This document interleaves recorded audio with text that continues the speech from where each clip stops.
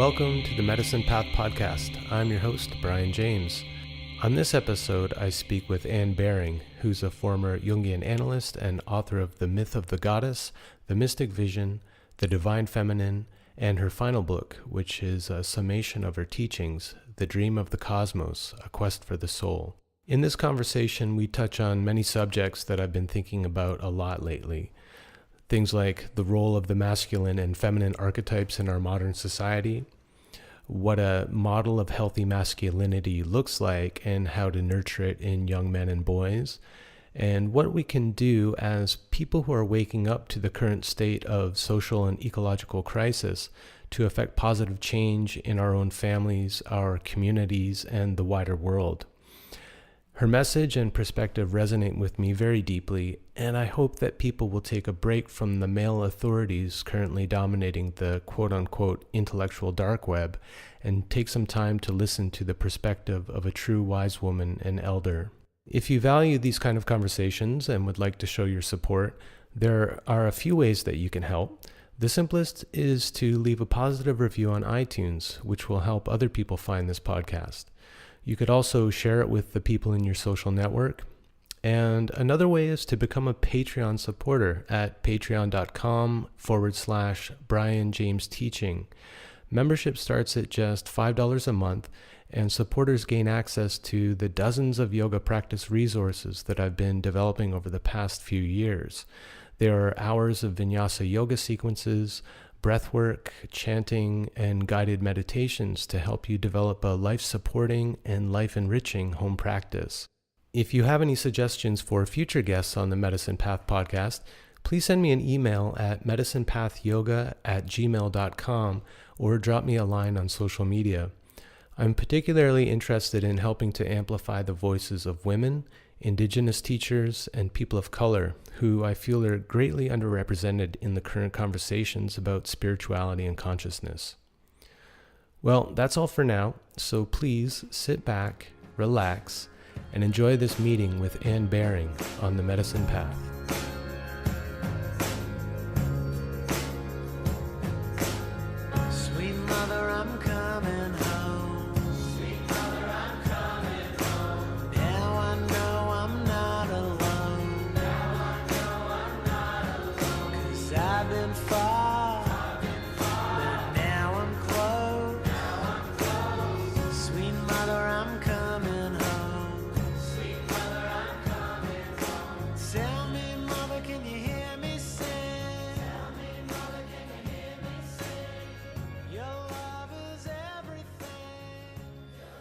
I've got my little dog here, Sweetie. She's beside me, so you might hear her snoring away at some point.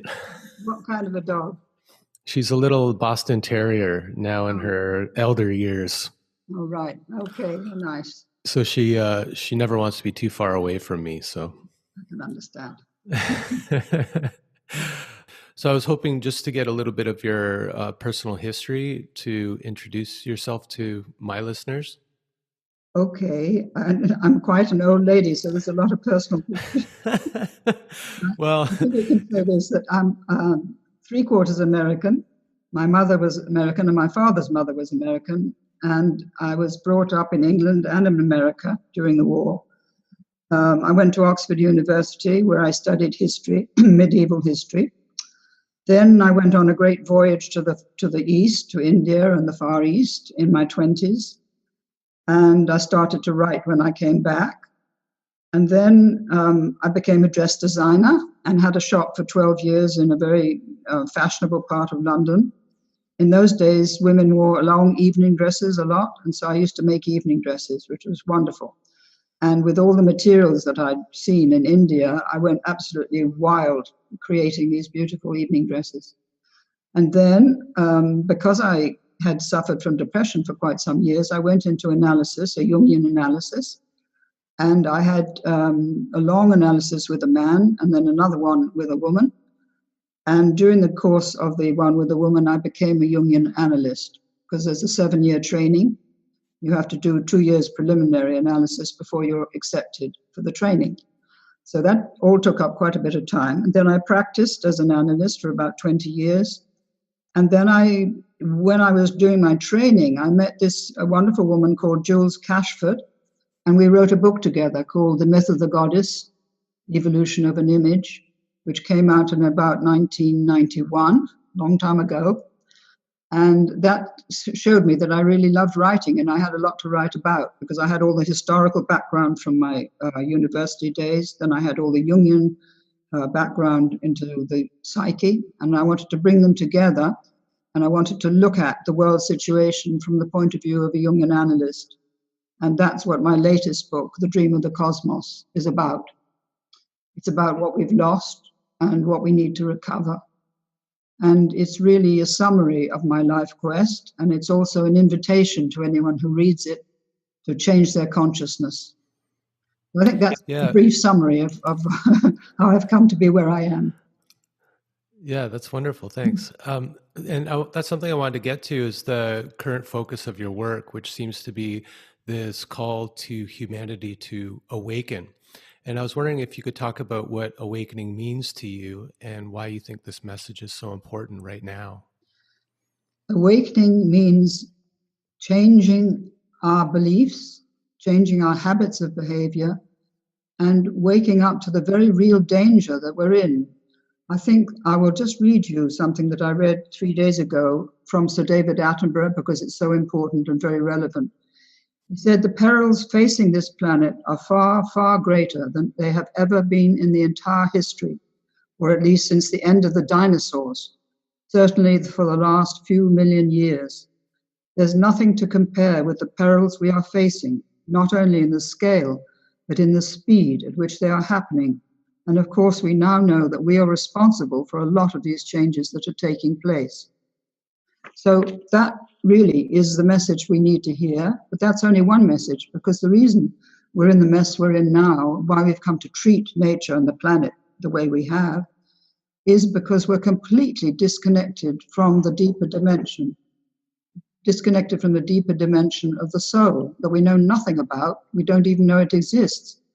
And it's really, that is the dual problem facing us: how to realize the danger we're in from climate change, and how to change our consciousness so that we stop all this ridiculous nonsense of wars and preparation for wars. I've just been rewriting a chapter in my book, bringing it up to date, which is called War as the Rape of the Soul. And we can see how nations, the 5 nuclear nations or the 9 nuclear nations, are still preparing for war as if it was something that was going to come forever in the future, which is just absurd. I mean, it's insane.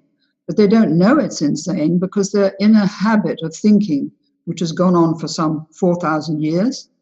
They don't realize what they're doing, and they don't realize that what they're doing is evil. And really, it's evil because it's destroying the possibility of life on the planet if these things were used.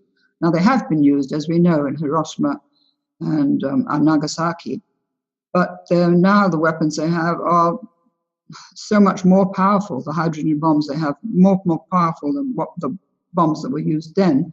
So it's unthinkable that we could use any of these weapons, and yet there are some 15,000 or 16,000 of them on the planet now, divided mainly between Russia and the US, but also scattered among the other nations, the 9 nuclear powers as well.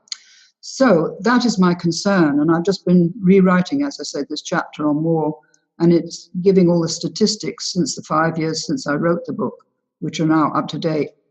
And it just makes me in a state of utter disbelief that our politicians can just be arguing like a lot of ferrets in the sack, we call it here in England, when the people are just fighting with each other because they don't know. They're polarized and they don't understand how to meet in the middle and how to make concessions to each other that would help them to agree. And this is the state, I don't know if it's the state with you in Canada, but it's certainly the state in the United States, and it certainly is here in the UK. Mm-hmm. So having said all that, would you like to ask me any more? Yeah, well, it's interesting because, I really appreciate the message from Attenborough. At the same time, I don't know if you're familiar with Steven Pinker, who's quite a prominent secularist. Yes, I read one of his books. Yeah, so this year he released a TED Talk that has 1.5 million views, where he asserts that humanity is doing better than ever, that there's less war, poverty, and pollution than there's ever been in history. And, he backs it up with a lot of charts and statistics. And so I'm wondering, how do you respond to that quite vocal message that seems to be at odds with the message that you're promoting? I think he's completely out of touch with what's actually happening with the 9 nuclear nations and this continual preparation for war. He's completely unaware that America is continually, as it were, looking upon Russia as the next enemy, and after that, China. That's the stance of the United States. And I think he's just naive, frankly, and he's got the typical stance of the intellectual who is not in touch with his soul, who is out of touch with his feeling values, and who can't really feel the distress of what's already going on in the world. Look at Syria. Mm-hmm. Look at Iraq. Look at Iran. Look at Turkey, at a tyrant there coming up. I think he's completely, as I say, naive and ignorant. Yeah, I mean, when I watched that TED Talk, it seemed to me like he seemed actually quite glib about the whole situation, and he seemed to be speaking from a place of real privilege and speaking to an audience of privilege as well. And I think you're right. I think they're not able to see things from another perspective, the people who are suffering from all these things that are supposedly getting better. Yeah, exactly. It's true that the West, that the standard of living in the developed countries is incredible. It has been going up steadily since 1945. It's reached a very high standard through our technology and and through the internet now, which is an incredible advantage. But at the same time, there's things going on under the surface, which obviously he is either not aware of or doesn't think of sufficient validity to bring them into his theory. So he's not looking at the suffering. He's not looking at the poverty in Africa, for instance. He's not looking at what's being done to the tar sands in, I think, is it Canada or Alaska, extracting oil and really raping the earth. And he's completely ignorant of the indigenous people's point of view, who are saying, wake up and hurry up and wake up, because if you don't, we've had it as a species. So he's completely discounting or is ignorant of that whole aspect of the voice of the indigenous people.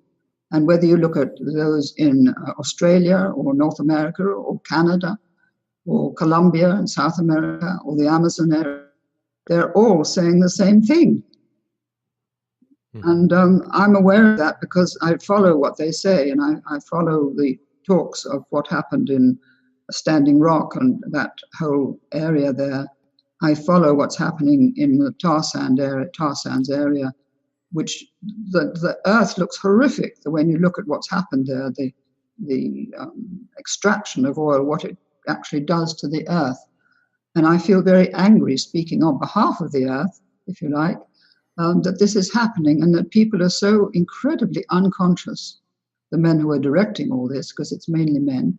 I don't demonize men, but they are responsible for this. And they're completely unconscious of the amorality of what they're doing and the harm that they're doing to the whole ecological system of the planet. Mm-hmm. So that's my position. It's very clear now. It's getting clearer all the time. I'm able to speak now with more authority because I know my facts. And I know the peril that we're in, and I know all the entertainment that's going on, distracting people from really waking up and focusing on what they need to do. It doesn't mean to say that they need to drink less water or eat less food, but they need to look at what their governments are doing and challenge them to change their position. And I explained that in chapter 10 of my book, which was about the feminine and the absence of the feminine in the last 4,000 years, and why this has got us into the predicament we're in now. By the feminine, I don't mean women, I mean the soul, of which all of us are part. So I'm not speaking about women specifically, but about the whole realm or dimension of the soul, and about the fact that we know nothing about it. We don't know that we're in it. We don't know that we're connected through it. And we need to look at quantum physics and listen to what quantum physics is telling us about the fact that we're all connected. That's another whole thing we could talk about. Well, that touches on something I wanted to ask you about. In one of your online talks, you speak about the spirit and the soul as being separate. And I'm wondering if you could just define those terms for us and help to explain how they exist for us. Well, in relation to the individual person, that's you and I, we have three levels, really. We have the ego consciousness level, we have the soul consciousness level, and we have the spirit, which is the ground of all. The soul, as it were, is contained in the spirit, and the conscious mind or ego mind is contained in the soul, but it doesn't know it. So we have these three levels, and we're not really aware of how they're connected to each other or how we could activate the connection so that we're not only stuck in the ego consciousness level, so that we become aware of the values that go with the deeper level and ultimately serve the spirit, which is what is holding the whole planet in its embrace, if you like, and the whole universe in its embrace. We have to expand our image of God to include the whole universe instead of just that father figure stuck up in heaven somewhere. We have to change or grow into a new concept of God or spirit and see spirit as the whole, really, the whole universe, and as the active mind or the active energy in the whole universe. That's a big step to make from our conventional religious beliefs. Yeah. So how can each individual start to get in touch with their own soul and the spirit in a practical way? In a practical way, they need to connect with their heart. They need to move from their mind to their heart, down here in their chest. They need to sit for a while every day, not very long, maybe 10 minutes, just connecting with the heart and asking, please, will you speak to me, my soul, and how can I serve you better? What can I do? And then pay attention to the little intuitions or thoughts that come in. For instance, how can I look after my dog better, like your dog? How can I look after my children better? How can I get on better with my husband or my partner, my wife? How can I serve my community? And ultimately, how can I serve the planet? So those are the sort of questions to ask oneself as one moves from the mind to the heart. One needs the mind, if you like, to manifest the feelings of the heart. But the soul is connected with the whole realm of feeling. And that's why the heart is so important, much more than the rational intellect of the mind, important as that is, but it's not the whole. What's a way that someone can start to engage with the ground of being, the spirit, as you call it? Just recognize that it exists, that it's quite different from the concept of God that we've been taught, that includes the whole of life, including all of us, all the animals on the planet, all the life on the planet. So it's not a kind of separation between us and God or us and spirit. We are part of spirit, and we need to move from worshipping spirit to serving spirit, which is quite a different emphasis. And there are many ways that you can help life by serving some aspect of it, like the food you give to your dog every day. That's serving life. It's simple acts like that you can start with, and then gradually you'll probably be led to do something in a wider dimension. That reminds me of an experience I had in Peru last year in a shamanic ceremony where I received a very strong message and very clear message that the role of the masculine was to serve and protect the feminine. And would you see that as being in line with what you're talking about here in terms of serving life? Yes, I mean, it's serving the values of the feminine, not serving woman. I mustn't make that mistake, but it's serving the values of caring and looking after the planet. And those are the feminine values that have been completely neglected or discarded in the emphasis of the desire for power and desire for domination over nature. That's been the huge mistake we've made, this idea of dominance. And we have to move from dominance to caring. That's a big step. Mm-hmm. There's a lot of discussion in the culture currently about the subject of divine femininity and toxic masculinity. And I find these conversations are very polarizing. And I'm wondering if you could speak a little about the role of the masculine and the feminine and how they relate to the male and female sexes. Well, that's a very big question. But I look at it in terms of the Taoist image of yin and yang, that they are complementary to each other. But what's happened is they've become rivals to each other. And that's where the polarization comes in. If people could realize that women have certain gifts and long programming of caring for life in the way they looked after their children, and men have long programming of caring for the community and protecting the community. These are different patterns of behavior which are deeply imprinted in us. But in the last 100 years, women in wanting to be recognized, really, and in beginning with wanting the vote, that's how it all started 100 years ago, they wanted to have access to the same activities as men. They wanted to be able to have access to the law, the legal profession, go to university, to have access to politics, to all sorts of things that men have done for centuries. Women wanted to do too.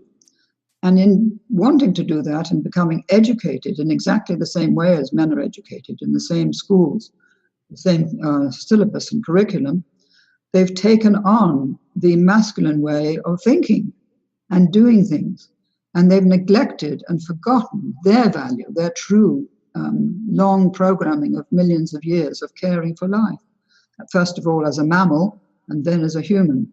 So it's very complicated, and people get stuck in these arguments which lead nowhere and which just lead you to polarize more and more, and then each one gets more and more angry with the opposite gender, says, well, it's all your fault, and it gets nowhere at all. So somebody needs to speak up and say, just shut up, all of you, and pay attention to your evolutionary programming and ask, where are my gifts most able to be expressed?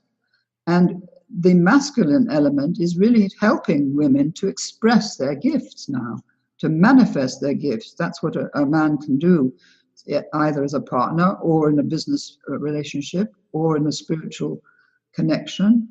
Men are programmed to protect, and they can do that in this new gender relationship, protect women, to help them to articulate the longing they have to be accepted in society as equals, but also, as I say, as complementaries rather than rivals. So you can be equal, but you don't have to be a rival. Equal in value, but not competing with each other for the best position of power in the world, because then you just follow the masculine thing as it's been, which has been all about power and fame, success, wealth. If women follow those values, they'll be lost. They'll lose the true gift that they have of carrying the soul values, which they've done for centuries. While men have gone out and battled in the world, and God knows how many billions of men have been sacrificed in war, women have had to witness all this. They've witnessed the sacrifice without being able to do anything about it. And they've seen their children killed and their daughters raped, and they haven't had the voice to protest. And that's why I'm so pleased with my education and my life path, that I have now got the voice to actually protest against this iniquitous idea of dominating the earth and the idea of dominance altogether. So have I said enough, do you think, to clarify a bit? Yeah, I love what Marion Woodman says, that we've all suffered under the patriarchy, that it's not been just women who have suffered under that, but also men. And I'm wondering if you could help us paint a picture of what healthy masculinity might look like. Well, healthy masculinity, I have a grandson of 23, and he is the embodiment of healthy masculinity, because he's been brought up partly by his grandparents. So he's been given the values of caring for life. He's a farmer now, so he's looking after the earth as best he can. I don't fill him with my ideas because he's much too young to take them in. He has to find his own path. But I think it would be bringing up a young boy to respect his feelings, to listen to his feelings.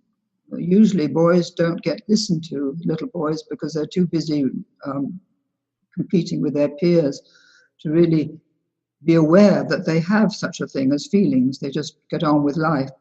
But as they grow up, you can introduce ideas to them of, do you think this is a good idea, the way people are behaving towards animals or towards the earth? Ask them questions and possibly send them somewhere for a brief spell where they can connect with something to do with the indigenous peoples. That's what I would do.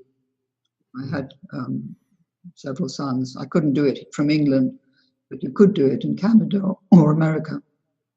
Mm-hmm. And I would ask that, bring the boys to the house, have boys in and say, what do you think about this? What do you think about that? What values are you developing in yourself that could help the world? Ask them questions. Do you think it's important for us as people of European descent to look into and try to recover some of our own nature-based spiritual practices and understandings? Or is it even appropriate that we look to living shamanic cultures for some guidance in traditions that have been unbroken? I think it's very important, if we live anywhere near a shamanic group, that we either listen to them or listen to the talks. There's some wonderful talks given by somebody called Chief Phil Lane in America, or Chief Arvol, and you can look them up on Google and listen to them and take those as a sort of template of what we need to be doing. And particularly Chief Phil Lane has given a whole template of how we need to change our behavior. And one could copy that and listen to them. Mm. I would certainly introduce young men to that. Mm-hmm. And also, it's confusing now for young men growing up because of all this tension between men and women, and because the debate in Canada has been going on, as it has been in Europe as well, on what role men and women are supposed to play in this world. And I think that the whole realm of soul has been neglected, and also the realm of the planet has been neglected, except by a few people all over the world who are working and doing their best to help the planet, like David Attenborough, for instance. Mm-hmm. Something else that's happening in our culture now is what seems to be a growing rise of transgenderism and gender fluidity. And I'm wondering what you think this might mean for the traditional notions of the masculine and feminine. Well, there's a lot going on now, but I think a lot of the emphasis on gender change is actually a displacement of the need for a change of consciousness. But because we don't know anything about the need to change the consciousness or how to do it, it gets, as it were, literalized at the physical level, at the sexual level. And I think there may have always been transgender people, but there seem to be a great many more now than there ever have been in the past. Maybe they had to keep quiet because of persecution. But the idea of not wanting to be the gender that you're born in has become a fashion. And I think it's quite dangerous, particularly for young children. I don't think that idea should enter into schools or any educational system until people are in their teens. Because when they're 5, 6, 7, 10, 11, 12, they're much too young to know what the whole thing means. And also, it's not good to change the hormones of the body when they're so young. They should wait till they're adult and then change if they want to. And it may be also that reincarnation may come in, because they may have been the other gender in a previous life, a very recent life. And they may feel that they're more woman than man or man than woman, and that therefore they need to change into what they feel they are. But they need to pause and think carefully. Could this be a reincarnation experience? Could it be that I'm not ready yet to make this decision? What is it going to do to my body? Because there again, the body is a precious vehicle of the soul. And to just treat it as something that you can manipulate according to your will, I don't think is right. Do you think it's a matter of there not being a place for the other in our Western society, as there have been in many indigenous societies over the millennia, that the other was actually seen as being a special person, someone to be honored, maybe given a special place in the society, and that we don't have a place for people who are not so binary, let's just say that, who don't easily fit into the category of man or woman, that we don't have a place for them, and that creates this internal tension with people. That they have to be one or the other, you mean? Yeah, and that maybe is causing people to want to change their bodies to conform to their mental idea of themselves. It could be, but I don't think that usually the human nature is frightened of what is different, and always has been. The stranger is the enemy, so to speak, and that's still dominating our politics today.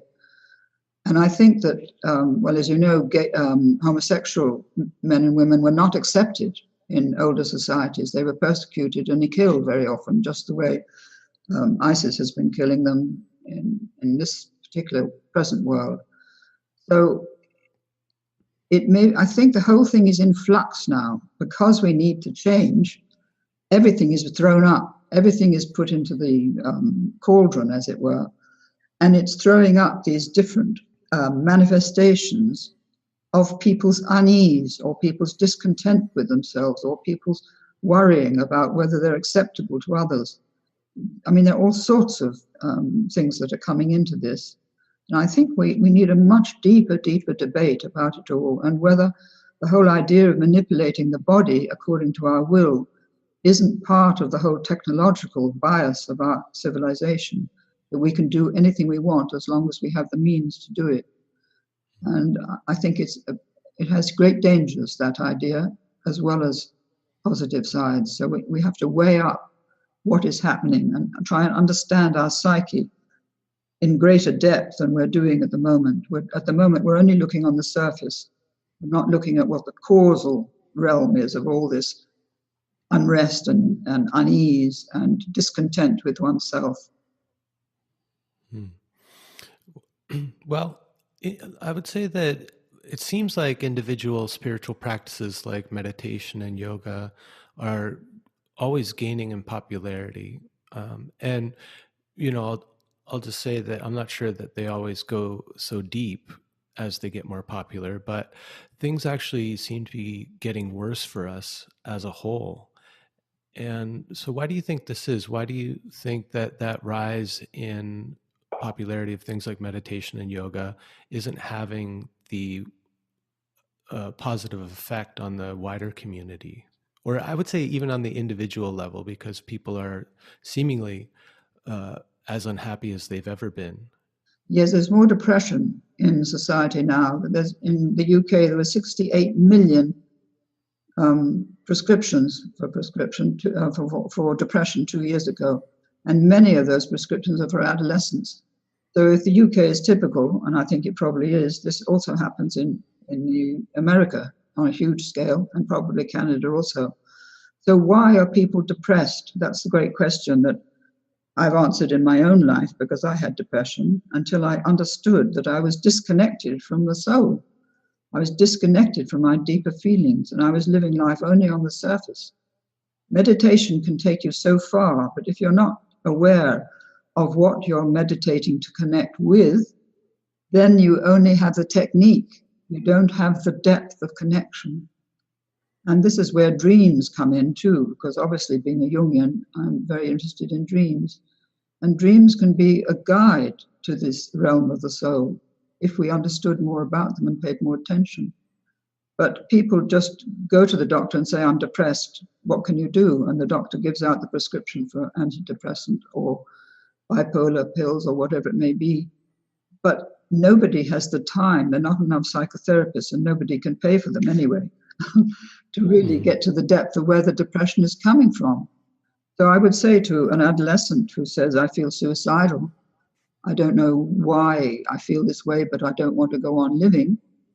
why have you no sense of your own value and the value of your life? Why do you only look upon the social media as the focus of your life? Where is the missing element that could give meaning to your life? So that's the sort of thing I would say to them. I wish I could help thousands and millions of people with this, because I know that this comes from being disconnected to the environment, which is also part of soul, disconnected from spirit, not as God, but as the beingness of life, if you like, and disconnected from the sense of, why am I on this planet? Why am I here on the planet? What is it that I've been put here to do by coming into this incarnation? Where have I got the help that I need to find what I need to do? And what I need to do is what gives me happiness and fulfillment in some form of service. It could be anything. As I say, it can be feeding your dog his daily food. It can be looking after people in hospitals. It can be looking after the planet in some way. I mean, there are 1,000 different ways in which one can serve and feel happy in that service and fulfilled. But if your aim in life is just to be famous on Facebook, or to make a pile of money and then retire, or to be, reach the top of the ladder, you're never going to be fulfilled. You're always going to have a missing void inside you. And eventually that void will express itself as depression and possibly even psychosis. Because you could say we're living in a psychotic society. We're not living in a normal society at all. There's so much imbalance everywhere, from government down to the schools and the way education is programmed only on the intellect, not to do with the arts, poetry, art, expression of feeling. There's nothing in schools which can give children that connection with their feeling and their heart, which then as they grow up, they would be developing that and trusting it. But if they're just told they have to pass exams all the time, and if they don't pass exams, they'll never get to university, and if they don't get to university, they won't get a job, that is negative programming, which kills the soul and it kills the heart. And that's why there is so much depression, I think, in our society, and so much real sickness, not only depression, but actual psychosis. Would you say that anxiety and things like addiction have the same root cause as depression, that it's a Absolutely. Disconnection from the soul aspect? Absolutely. It's not knowing why one is here or that one has any value in life. One may be the poorest person in life in the most tragic circumstances, but one has the utmost value. And that's something that people just don't realize. They're not taught that from the beginning. And why might it manifest differently in some people as anxiety, and some people as depression, and some people fluctuating those two extremes? I think that you have to probably take the individual and see where it traces back to childhood, programming in childhood. It could be indoctrination through very religious parents, or no religion at all, through very scientific, technologically minded parents, who may have or may not have the values that the child needs. So you have to look at the childhood and the programming in school and the programming in society, the emphasis on fame and riches and power, and no emphasis whatsoever on the feeling values or on the creative expression of the feeling values, right from school onwards. So I think that, there are a lot of people who are extremely healthy and well-balanced, but there are many more people now, I think, who are becoming addicted to drugs, opioids. It's tragic, really. They throw their lives away because they don't know that they're of any value. So helping children know of their intrinsic value and helping them to uncover their gifts is maybe one of the more important things we could do. Absolutely, yes. As soon as possible. Yeah. And sorry, go ahead. I was just wondering if you are familiar with Jordan Peterson. Yes, I've listened to one of his talks. I think he's a brilliant man. He suffers from depression as well, which people may not know. But I think he's really cutting through the jargon and the garbage that's around, and I like that. I like his precision I like his intellect and what he's pointing out. I don't know a great deal about him because I haven't read his book. I've only watched this couple of programs. One of them, he was in dialogue with a great philosopher in our country, who was called, oh Lord, where is his book? I haven't got it. Ian McGilchrist, who is really has written a marvelous book called The Master and His Emissary, which is about the split between the right and the left hemispheres of the brain, and how the left hemisphere of the brain has really taken hold of the culture, and how this is extremely dangerous and is leading us to further and further problems because we're not balanced with the right hemispheric consciousness. That's something, again, to do with children's upbringing. We're putting all the emphasis on the left hemisphere, on the sequential, one thing following another, so to speak, rather than on the imagination. And if you block off the imagination in childhood, it turns bad or negative, if you like, and then begins to persecute you with all this anxiety and depression because one is not in balance. So one of the main functions, really, of education is to keep the right and the left hemispheres in balance, or it should be, but it isn't at the moment. But anyway, to go back to, what's his name again? Jordan Peterson. Jordan Peterson. I think, I'm not quite sure what he's trying to do. I know that he's irritated a lot of people, but I think that's very good. The whole thing, as I say, the pot needs stirring and everything's in the cauldron and he's put in another element. And I like his courage and I like his determination to speak out about what he feels is important. Well, I guess one of the reasons why I wanted to ask you about this is that I see, it seems especially now in the current culture, in the realm of intellectualism, spiritualism, that it still seems to be dominated by middle-aged men. And I'm wondering why I don't see as many women of that age speaking about these issues in a way that is as prominent. Well, I think it's partly, I mean, I look at my own life and how long it's taken me to be able to speak out with any clarity and with what I want to speak out about. I mean, take Marion Woodman. She worked all her life to bring these different ways of thinking into her culture. But I don't know how much influence she's had beyond the small circle of people who followed her work. You know, it hasn't reached the whole of Canada, I shouldn't think. Hasn't penetrated the political realm.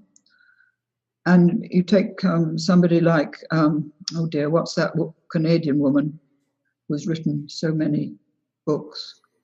Oh, can't remember her name. She's very well known. Joyce Carol Oates? No. Atwood? No. Well, Atwood is actually another one who is speaking out. She's a remarkable woman. And I would certainly follow her, what she's saying.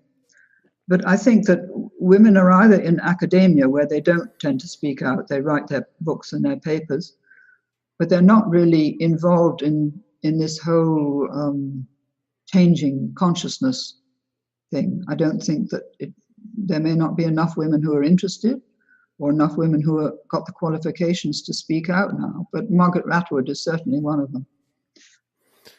Well, it's something I've been discussing with my wife.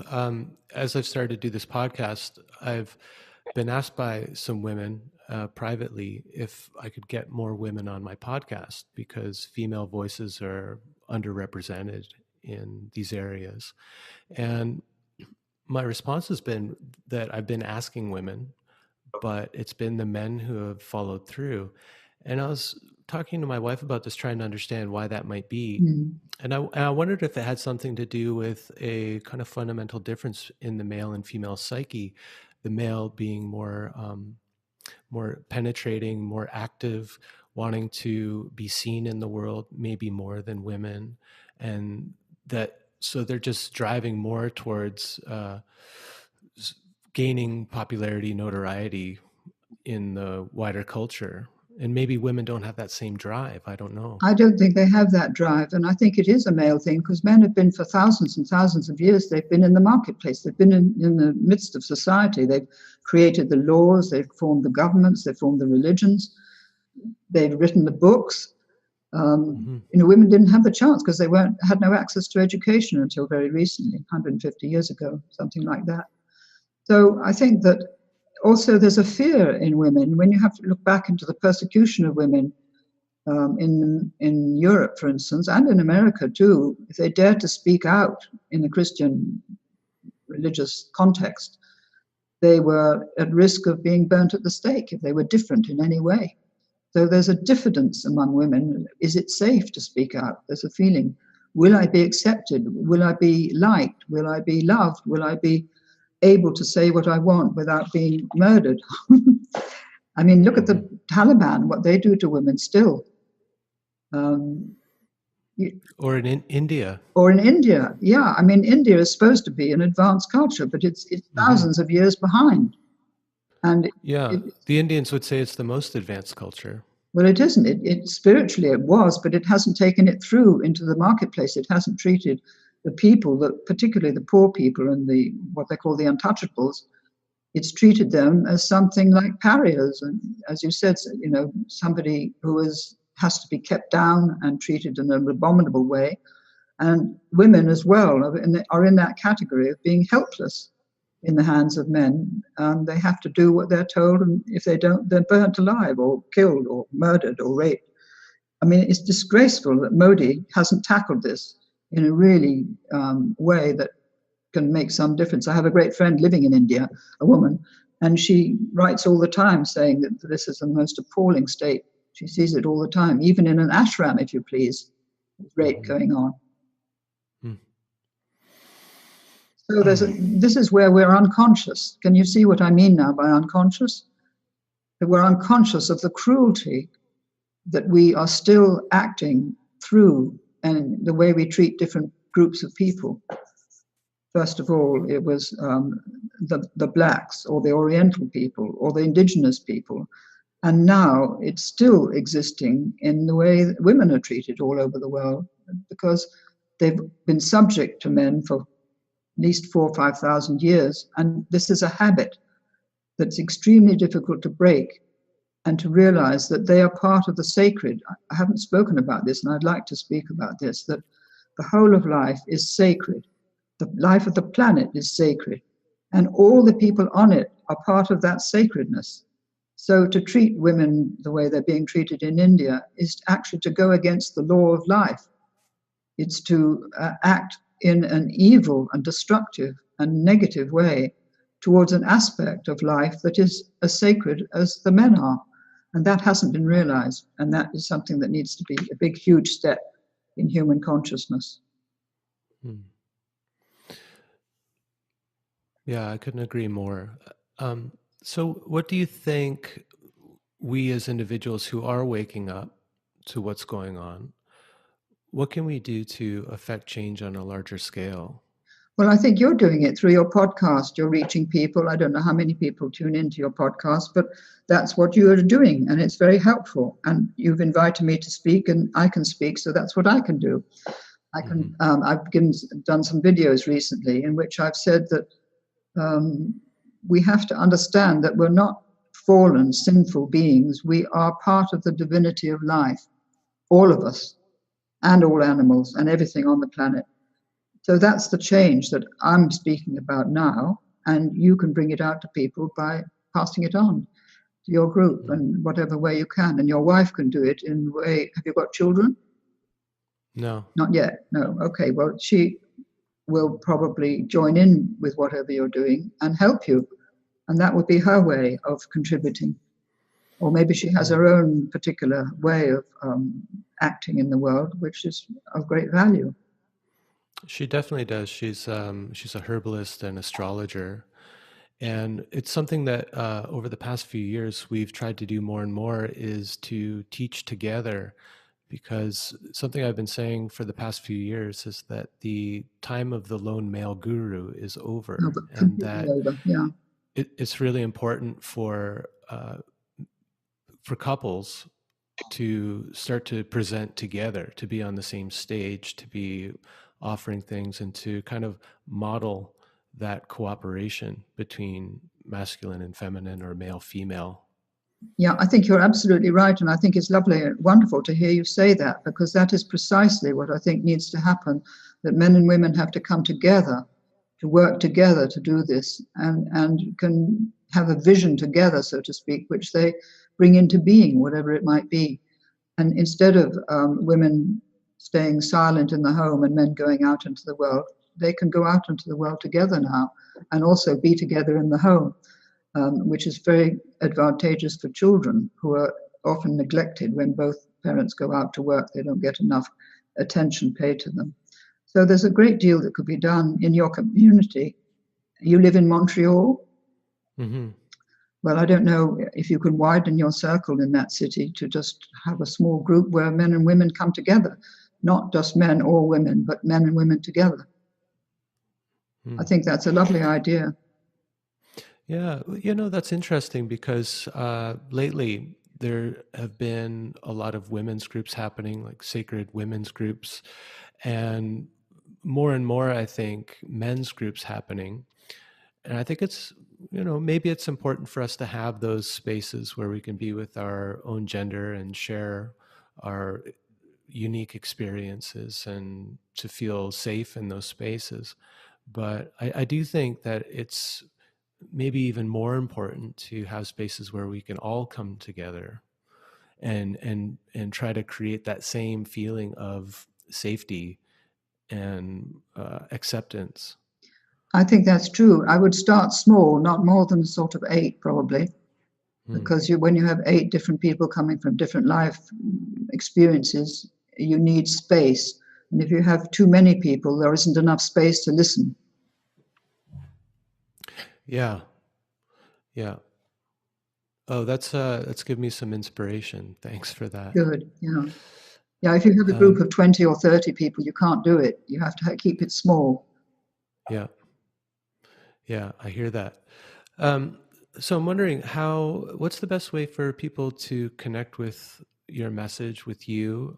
Are you teaching publicly these days? No, but I have a huge website which has got a great deal on it, and it really has everything that one needs to know what to do and how to put it into practice in one's life. I give these talks, or when I have invitations like you've invited me, then I give a talk, or like the one I gave for Bat Gap. And I love doing that because it actually draws me out to articulate, perhaps in verbal form, which is slightly different from when I'm doing my writing, because it's a more direct communication, and I may get inspiration to say something when I'm talking to you that I might not get when I'm with my piece of paper. But my website has a great deal on it, and if people go to the playlist on the website, which is on the right-hand side, they'll see a whole list of the seminars and the talks and the lectures and the videos that I've done, which are on YouTube. There's a great many of them now, and they can listen to those, and they can have an education through that on how the change of consciousness could come about.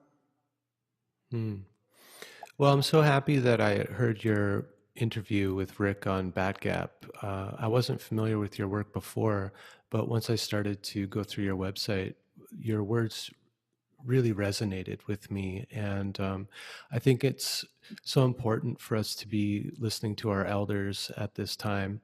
And I would say especially women elders, because I don't think that your voices have been heard enough. And you have an incredibly important message from, I think, a very valuable perspective. So thank you so much. Well, thank you. It's been lovely to have been interviewed by you, and I hope people will draw something from our conversation. Thanks. Yeah, me too. Thank you so much, Anne. Okay, bye. Bye-bye. Sweet mother, I'm coming home. Sweet mother, I'm coming home. Tell me, mother, can you hear me sing? Tell me, mother, can you hear me sing? Your love is everything. Your love is everything. Heart and soul. Heart and soul. Breath and skin. Breath and skin. Your love is everything. Your love is everything. Oh, mother, please. Well, that was my very nourishing conversation with Anne Baring.